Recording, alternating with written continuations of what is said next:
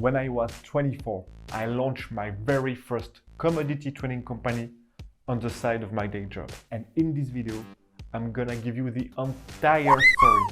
How I found my very first supplier, how I found my first customer, how I found the money to fund my company, because at the time I had none, so you can learn from it.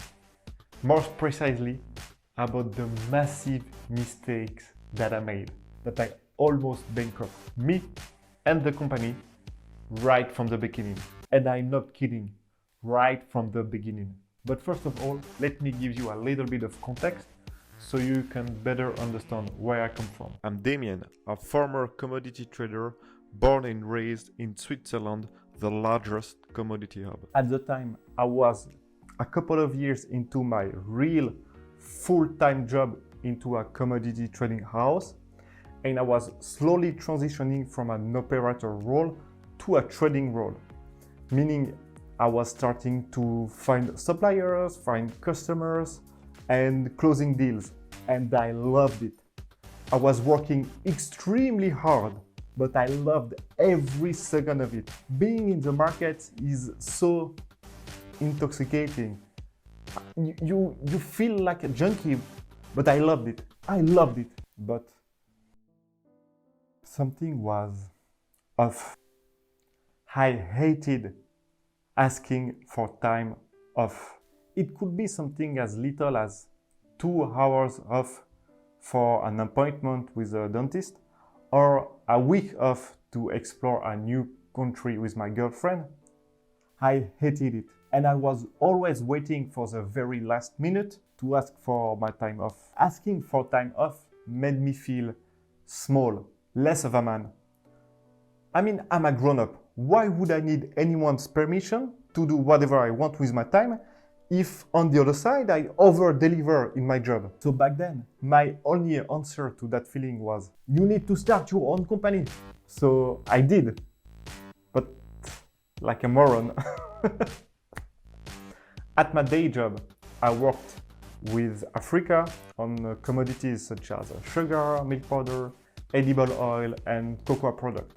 So I thought that I cannot start a company on the side remotely related to what I do. It would be weird. No. And this is the mistake number 1. Not sticking to what I knew. I should have stuck in a field that I knew how it worked, that I had all the contacts, and retrospectively regarding my boss, I should have just said to her something like, listen, I'm working 10 hours a day at your company, so please let me work like a couple of hours in mine, and if there is a deal or some money to be made, maybe we can split or we can find an agreement.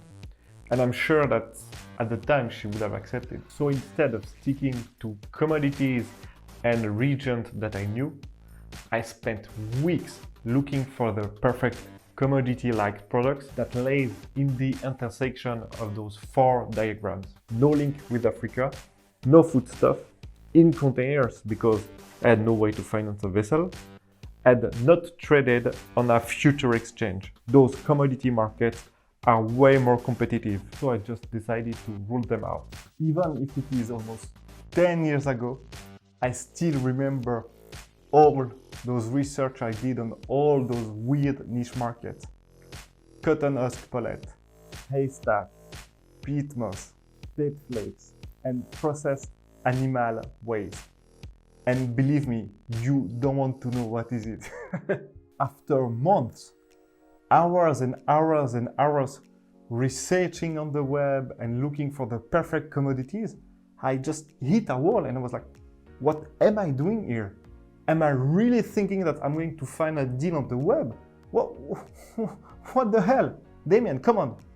So I switched gear, and instead of looking for a commodity and then try to find a client and then look for the commodity that you want. And this small idea just unlocked everything for me. So at the time, my wife's cousin, Adriano, had a small business importing gloves for construction workers in Brazil from China. And he had a Chinese partner in China that was conducting all the due diligence, looking for the right factories and sourcing the products. So I was like, hey, China needs a lot of raw materials, so let's call him and see if there's like anything we can do. So I called Bruce. Bruce is not his real name, but if you stick to the end of the video, you will see why I don't want to use his real name. So I called Bruce and we immediately hit off. He was like, yeah, sure, I can try to sell raw materials to the factories we source from. I mean, it makes a lot of sense. And in 2 weeks, he found our first customer. Now that I reflect on that, it's borderline absurd. Bruce was only 20 years old. How did he convince someone that we could sell something? It's just beyond me. Anyway, the Chinese factory needed 2 different products for its garbage bag production, LDPE and HDPE.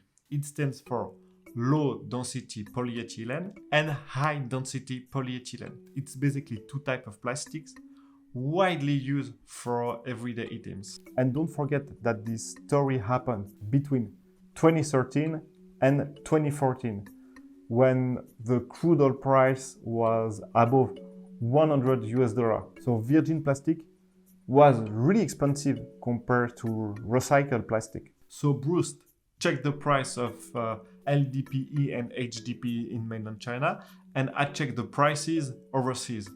And we found quite an healthy price differences, so there is maybe something to do there. And after hundreds of emails and phone calls, I finally found 2 suppliers that were willing to ship their product to China. One was in the UK and the other one was in Thailand. For all the other suppliers, they just told me that no, they don't ship to China, or there are already an agreement with someone there, so they couldn't sell to us. Quite surprisingly, with the UK supplier, we would have made 25% gross margin, and with the Thai supplier, 15% gross margin. So with those gross margin, I was on the fucking moon, but I was so ecstatic and so stupid that I couldn't see the biggest red flag of all. If you do 20% gross margin on a back-to-back deals, buying FOB, selling CFR with a commodity-like products in a market that you really don't know, something is up. Because those margins are not possible. I mean, maybe in Alice Wonderland, but in the real world, those margins are not possible. And I was too cocky, too confident, or just too stupid to ask for help. Because any people with a little bit of experience would have told me, like, Damien, you are dreaming, something is up. Mistake number 2. When something is too good to be true, then it's too good to be true. If you want to find a job in a commodity trading firm, but you don't know what back-to-back, FOB and CFR means, maybe you want to check the Shipping and Commodity Academy, the best online courses to break into the commodity trading world. So the financial plan was really simple. The Chinese client had to pay 30% prepayment. I had to pay 100% against the document from the UK supplier. So basically I had to find 15K to fund the goods for 2 months. And between my different credit cards, I was able to fund it. Yeah, I know, credit cards, I'm a moron. But wait, there is more. I had another problem because in Switzerland you need 20K to set up a limited company, and I had no money, so I had to find someone to lend me those 20K so I could set up the company to do the deal. This is how genius I was back then. Instead of finding a partner to come up with the capital and to fund the operation, I took all the liabilities on my name. What a dumbass. Mistake number 3. Share the risk. Each time I got broke, twice actually, it set me back years in my financial journey. And of course, I got a lot of experience because of this, but sometimes you wish you had less experience and a bigger bank account. But so So share your risk. There is a lot of people with a lot of capital that can fund your endeavor. It makes no sense to take all the risk on your name if there's like people out there willing to fund you. So please, please, please don't make the same mistake as I did. So back to the suppliers. I had 2 suppliers and I had to do some kind of due diligence on them because I was not going to send a lot of money that I don't have without even checking them out a little bit. I mean, I'm stupid, but even I have limits. So I started with the UK supplier. I took a plane ticket from Geneva to London, but as soon as I announced to the UK supplier that I was coming to visit his recycling yard, he became weird. He was like saying stuff like, no, but right now I don't have enough HDPE, just wait maybe 1 month before visiting the yard. I mean, he was like trying to find reason not for me to come. And that was weird. But on the other side, the Chinese customer was getting impatient, saying like, are you a real company? We agreed on the price, send me the contract, send me the invoice, I want to make the payment, I want my goods. So we were under a lot of stress, a lot of pressure. So I couldn't postpone my visit to the recycling yard in the UK. I had to sit and I just kept my tickets. So I arrived at Heathrow, the London airport, and waited for the supplier to pick me up because the recycling yard was at 2 hours drive from the airport. So I mean, I couldn't go by myself, so I was waiting for him. But nobody showed up. Nobody showed up to pick me up. I sent message, tried to call, sent email, but nobody answered. And I was like, fuck. But I knew where the recycling yard was. I took the taxi and went there. But for me, it was quite complicated because this taxi trip was really, really expensive. It was more expensive than the entire flight. So that was tough. But anyway, in the taxi, I was like making a lot of plans in my head. What I'm going to say? Am I going to be the guy, like the tough guy, like really pissed? Or am I going to say, no problem, everyone can forget that, blah, blah, blah. Yeah, I didn't know what to do. At the end of the day, I needed the plastic. So, so finally, I see the yard after 2 hours in this taxi. I started to panic. I mean, my adrenaline was like that high. I was like sweating like a pig. I mean, maybe this is like, I don't know, a bunch of drugs dealer and they are going to whack me in this yard. And what am I doing? I know nothing about recycling. I was like completely panicking. But when we arrived, the yard was closed. It was already like 6:30 or 7, something like this, and the yard was just closed. No one was there. I mean, long story short, I had to find a little hotel in the village nearby to spend the night. Went back in the morning to discover that I was getting scammed. My contact, the guy that I spoke with for a month, was not a part of the company. He was just a random scammers on the web. And the people there were really confused actually, and they said like, no, we don't recycle plastic. Who are you? Why are you coming from Geneva to visit us? I mean, the situation was really confused. I was like so pissed. I mean, I wanted to cry. I was in the middle of the countryside in the UK, trying to find a scammer. I mean, what am I doing with my life? I mean, really, I wanted to cry. I wasted a lot of money in this trip. Yeah, I mean, it was bad, and I had to call Bruce to explain the situation. I mean, it was, I felt really, really bad. So I went back to Switzerland, trying to put myself together, saying stuff like, oh, but it's okay, the money wasted is nothing, you are going to make millions with your new company, in 2 years you are going to be a millionaire, it's nothing, now you have another supplier, you are going to make it right, you are the best, Damien. Anyway, now I had another problem. I had to find some way to conduct a due diligence on the Thai supplier. I was running out of money, so I couldn't really pay for another ticket to go to Bangkok.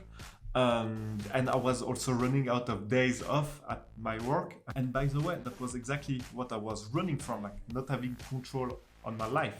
But at that moment, I remember that One of my very good friends actually had a small team of Thai employees in Bangkok, and I just begged him to send one of his employees to the recycling yard to take a lot of pictures, something like 50 shots, so I could say to myself that I did some kind of due diligence. I know I was a bit desperate, and that idea seemed fine at the time. So I called the facility manager in Bangkok and I explained to him the situation, and I said that I was going to send someone to his recycling yard to take pictures and ask a bunch of questions. And he said, sure, like no problem. But he said also that that was a shame because he really wanted to speak with me about how I intended to import the product in China. And I was like, yeah, no problem, sure, I will send you the list of documents. This is not an issue. My guy in China handled the situation. He was like, yeah, a bit skeptical, but so my friend sent her employee. She even made a report, and that was really cool. I didn't ask for that, so I was like, okay, now let's go. Everything is fine. I found someone to lend me the 20K to set up the company in Switzerland. I issued the contract. I sent a pro forma invoice for the Chinese customer to do the prepayment, and off we went. Beam! Just like that, the money arrived in my bank account. I was like, oh, I'm doing it. I have the Midas touch. I mean, I'm unstoppable. Let's go. What a moron, because this is really at that moment that everything turned to shit. So we organized the shipment. We made a list of all the documents required to import the good in China. We sent this list to the Thai supplier, and his answer was like, no, Damien, I can't. I mean, this is why I wanted to speak with you, because as you must know, I don't have the AQSIQ certification. What? AQSIQ? What the hell is that? So Bruce checked, and turned out that AQSIQ is a certification that is required for all the recycling facilities to export plastic to China. And the Thai didn't have the certification. It's really long, really expensive. It's quite difficult actually to get. So no, it's a no-go. Always visit your counterparties. In our case, if I had visited the Thai supplier, we would have spoken about the AQSIQ. I mean, this is for sure. And maybe we would have found like a solution. Maybe I need to pay another facility in Thailand to do a tolling agreement, or maybe I need to ship it to Vietnam to smuggle it someplace else. I don't know, but I'm pretty sure we would have found a solution.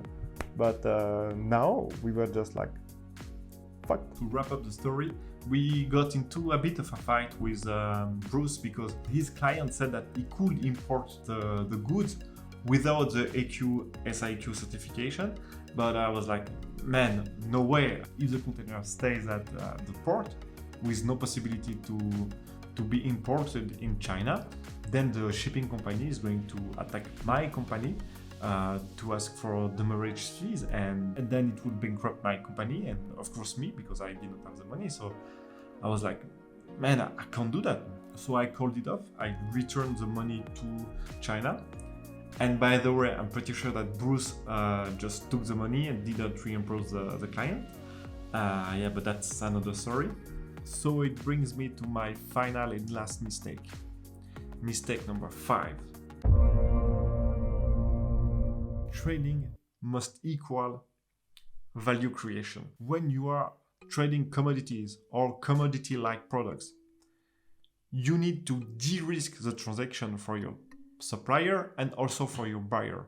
If you are unable to de-risk it, so then what is your value? They could just bypass you and transact directly with each other. If you want to have a sustainable and healthy trading company, you need to bring value to your supplier and your buyers. So I hope that you like the video, and yes, see you in the next one. Ciao.